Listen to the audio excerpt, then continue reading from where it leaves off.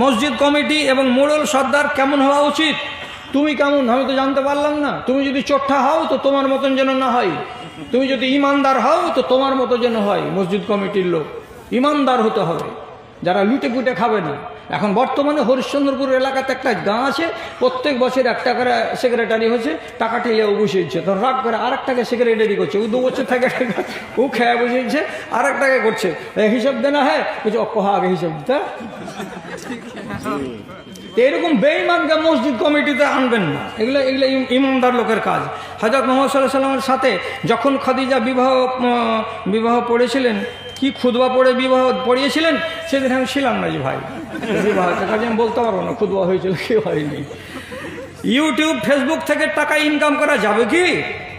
YouTube এবং Facebook থেকে টাকা ইনকাম করা যাবে কি? যদি এটা হারাম হতো তো তাহলে পরে দুনিয়ার অন্যান্য আলেমেরা বলতো যে এটা করা হারাম। তো এখন পর্যন্ত ডাইরেক্ট হারাম কেউ বলেছে বলে মনে হয় না, কিন্তু কিছু কিছু লোক বলেছে হারাম। তো কেন বলেছে হারাম? ওয়াজ চলতে চলতে বেটি ছেলের ছবি চলে আসছে, তো বলছি এটা বন্ধ হয় না যে। তো এটা যদি ও বন্ধ করবে তো তোর ওয়াজ চালাবে কিসের লেগা? তোর বাপের জমিদারি আছে কেন?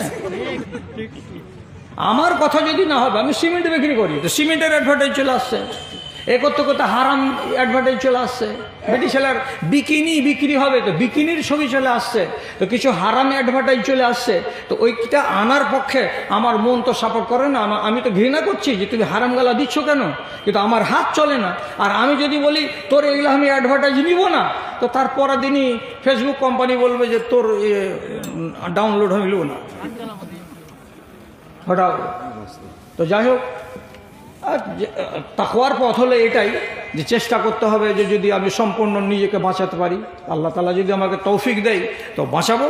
আর যদি এর পরেও একটু কিছু ভুলভ্রান্তি হয়ে যাচ্ছে, রব্বুল আলামিন ক্ষমা করবেন, না হলে ফের তৌলিগের কাজ হয় না। সারা দুনিয়ার মানুষ শুনতে পায় না, দেখতে পায় না, জানতে পায় না।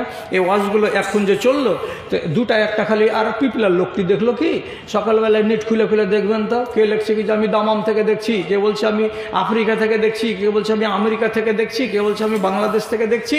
যত দুনিয়াতে লেবার আছে, যত লেবার আছে, সব আরাম টারাম খাওয়া দাওয়া করে এশারের পরে কেউ ওয়াজ শুনছে, কেউ গান শুনছে। একটা দুটো আছে, লাখ লাখ আছে।